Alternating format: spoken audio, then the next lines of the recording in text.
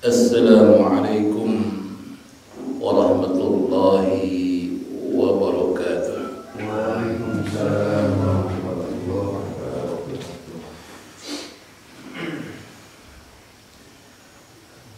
Innal hamdalillah nahmaduhu wa nasta'inuhu wa nastahdihi wa na'udzu billahi min sururi anfusina wa min sayyiati a'malina. May yahdihillahu fala mudilla lahu wa may yudlilhu falan tajida lahu waliyyan mursyida.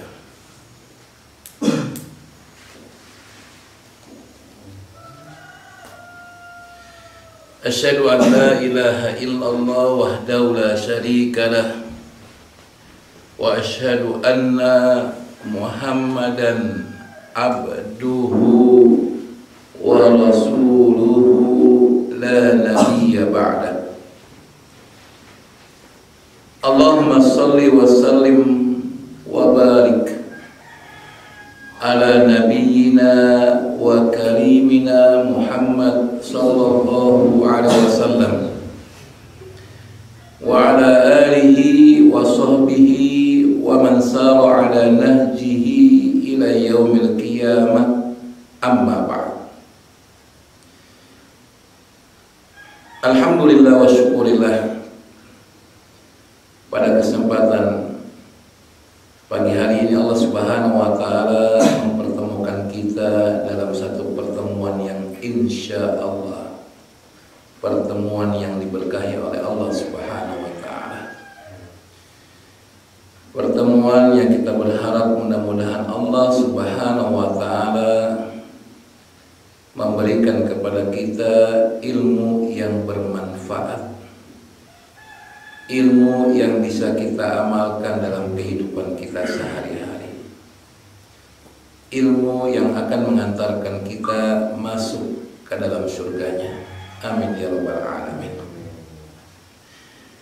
Ma'asyiral muslimin rahimakumullah, kita masih melanjutkan kembali kajian kitab Bahjatul Qulub Al-Abrar, satu kitab yang berisi tentang hadis-hadis Rasulullah yang dengannya mudah-mudahan kita semakin memahami tentang agama kita, semakin memperkuat keyakinan kita, semakin menumbuhkan rasa cinta kita kepada Rasulullah sallallahu alaihi wasallam. Amin ya rabbal alamin.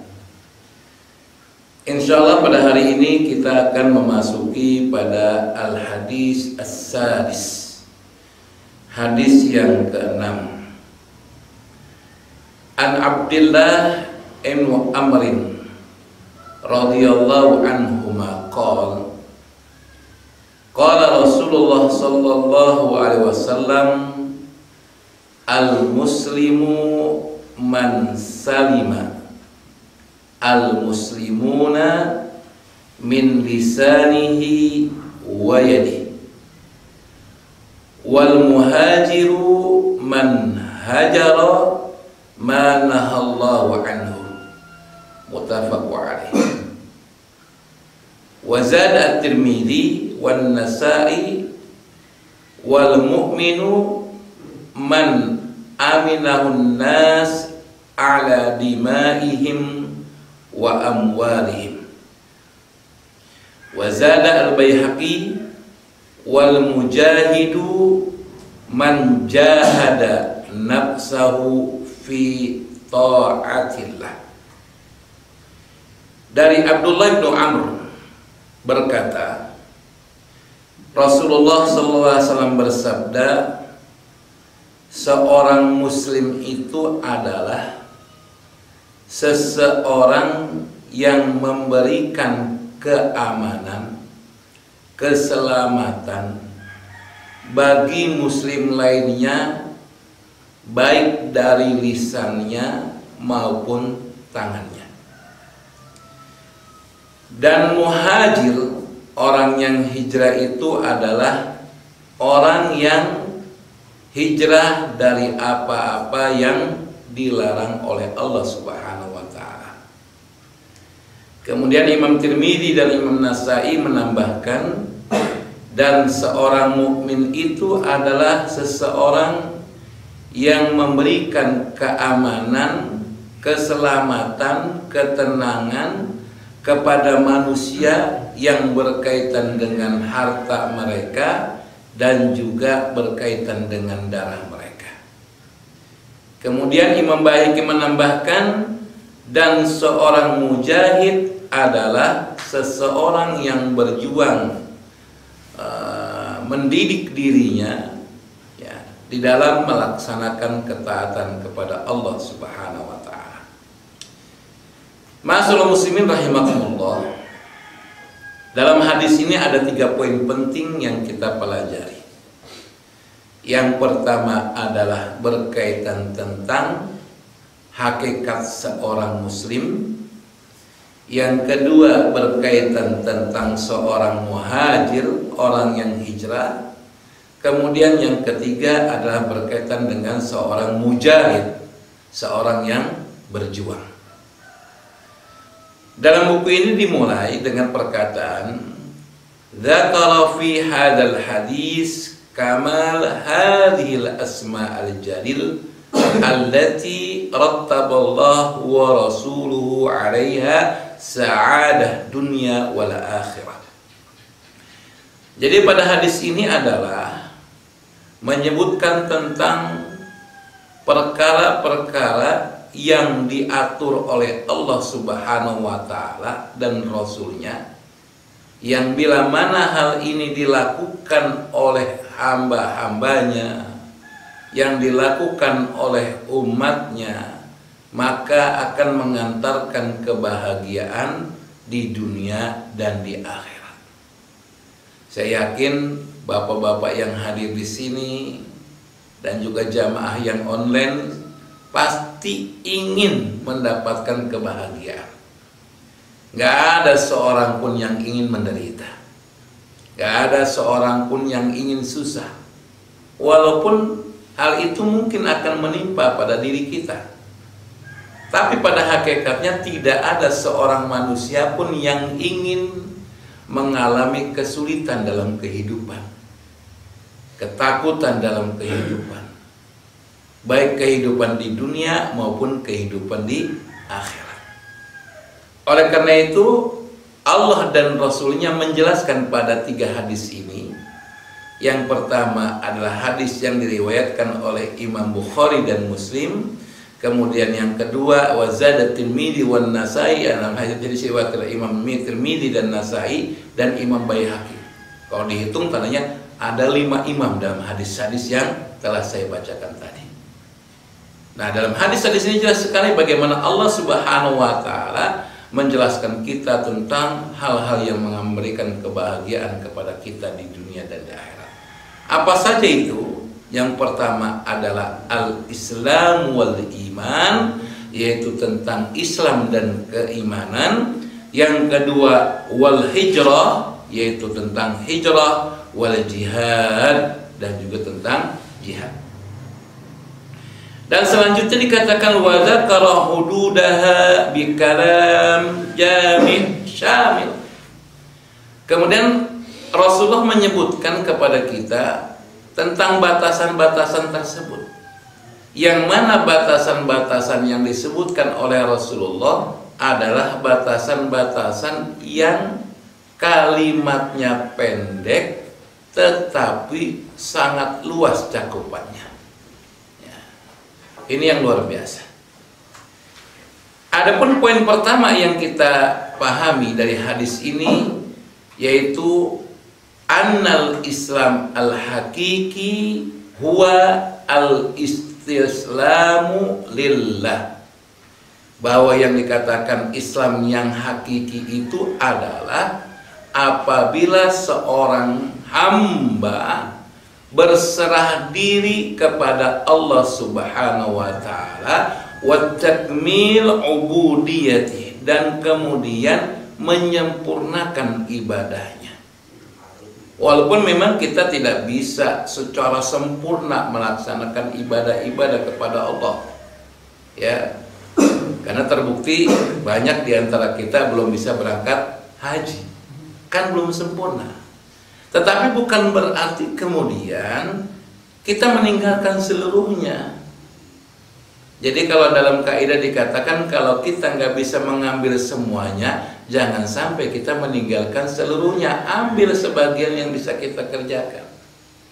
Maka ibadah-ibadah yang bisa kita kerjakan di negara kita ini, yang tidak perlu keluar dari negara kita ini, kita sempurnakan. Ya. Kemudian yang ketiga, wal qiyam bihuquqi wa huquq al muslimin, yaitu melaksanakan kewajiban pada dirinya, hak-hak yang terdapat pada dirinya, dan hak-hak yang terdapat pada saudara muslim lainnya. Karena ada kewajiban-kewajiban yang berkaitan dengan diri kita, namun juga ada kewajiban-kewajiban kita terhadap saudara muslim kita yang lain. Maka dikatakan wala yatimul Islam hatta yuhibba lil muslimin ma yuhibbu li nafsi. Dan dikatakan tidak sempurna keislaman seseorang itu sampai dia mencintai saudaranya sebagaimana dia mencintai dirinya. Ini tegas sekali bahwa tidak bisa kita memisahkan, ini kan saya, itu kan orang lain. Nggak bisa. Selama orang lain itu adalah saudara kita seiman, seislam, maka apa yang kita lakukan sebisa mungkin yang bisa kita lakukan, kita mencintai mereka sebagaimana kita mencintai diri kita. Minimal apa yang kita lakukan? Doa. Kalau harta kita nggak bisa karena kita memang belum mampu, ya mau ngapain lagi? Kalau tenaga terbatas, nggak bisa mampu membantu dengan maksimal, ya mau ngapain lagi? Memang terbatas. Tapi kalau doa mah nggak susah, nggak perlu tenaga, nggak perlu tempat yang spesial, nggak ngeluarkan duit. Apa sih susahnya mendoakan saudara kita? Sedangkan Rasulullah mengatakan dalam sebuah hadis bahwa ad-du'a mukhul ibadah, bahwa doa itu otaknya ibadah. Jadi memang semua ibadah yang kita lakukan di sana ada doa. Bahkan kita mulai dengan doa. Coba ada nggak kira-kira ibadah yang kita lakukan kepada Allah Subhanahu wa Ta'ala yang tidak dimulai dengan doa? Hampir semua yang kita lakukan kita mulai dengan doa. Sampai masuk WC pun Rasulullah mengajarkan kepada kita berdoa. Sampai kita menyalurkan hajat kita kepada pasangan hidup kita, kita pun melakukan doa. Maka kalau kita mengatakan diri kita cinta kepada saudara-saudara kita yang beriman, saudara-saudara muslim lainnya, minimal kita doakan. Dan bagi yang lainnya jangan bilang, dia mah nggak mau bantu saya, dia mah ego, punya duit nggak bisa bantu saya, punya tenaga nggak bisa bantu saya. Jangan kedepankan suudzon, kedepankan husnudzon. Oh mungkin dia itu punya harta, iya, tetapi keperluannya mungkin lebih besar, atau mungkin dia punya utang yang dengan utang tersebut akhirnya dia harus berupaya dapat uang agar bisa membayar utangnya, atau mungkin tuh uang diminjam untuk keperluannya kita nggak tahu dan sebagainya. Kedepankan husnudzon, ya. Nah ini yang diajarkan oleh Allah dan Rasulnya. Wala yatahaqqaq dzalika illa bisalamatihim min syarri lisani wa syarri yadi. Dan hal itu ya tidak akan terlaksana illa kecuali dengan memberikan keselamatan bagi orang lain. Dari mana? Dari lisan-lisan kita, dari tangan-tangan kita. Ini lisan berbahaya sekali. Gampang untuk mengucapkan kalimat-kalimat yang tanpa sadar mengantarkan dirinya masuk ke dalam neraka. Maka Rasulullah mewanti-wanti, barang siapa yang ingin masuk ke dalam surga, apa yang diperintahkan oleh Rasulullah? Yang pertama, jaga di antara dua jenggot, yaitu di antara kumis dan jenggot kita. Apa itu? Lisan kita. Sekarang ini luar biasa, ya Allah. Gara-gara lisan banyak orang yang kemudian bermusuhan. Bahkan gara-gara lisan perang antar dunia terjadi juga. Nggak mungkin lah tanpa lisan. Perang dunia satu, perang dunia kedua, nanti perang dunia ketiga, jangan-jangan ya. Itu nggak mungkin akan jadi perang kecuali bermula dari lisan. Ya, kalau kita nggak ngomong apa-apa, nggak mungkin. Misalkan di sini Pak Yadi nggak ngomong apa-apa, ke Pak Yudi, masa Pak Yudi mungkul, nggak mungkin. Ya, pasti ada lisan dimulai. Perbuatan itu tidak mungkin dilakukan oleh seseorang kecuali memang dilakukan melalui lisan. Ya. Maka jaga lisan-lisan kita. Kemudian yang kedua, kata Rasul, jaga di antara dua selangkangan, yaitu masalah zina. Dan kata Rasulullah dalam hadisnya dijelaskan bahwa di antara tanda-tanda kiamat itu adalah banyaknya pelacuran dan perzinahan. Dan itu terus berlangsung. Jadi ini tanda-tanda ini ya, ini berlangsung sejak zaman dahulu sampai nanti hari kiamat. Bahkan nanti dikatakan Rasulullah, walau alam sekarang sudah terjadi atau belum, yang pasti di daerah kita belum terjadi. Tetapi di daerah sana, mungkin di Eropa, di Amerika, mungkin walau alam bisawab udah terjadi. Kata Rasulullah, nanti tuh orang zina itu udah kayak ayam. Dimanapun mereka pengen, disitulah mereka melakukan. Ketika berduaan nafsu di kebun, nah udah di jalan, udah dilakukan.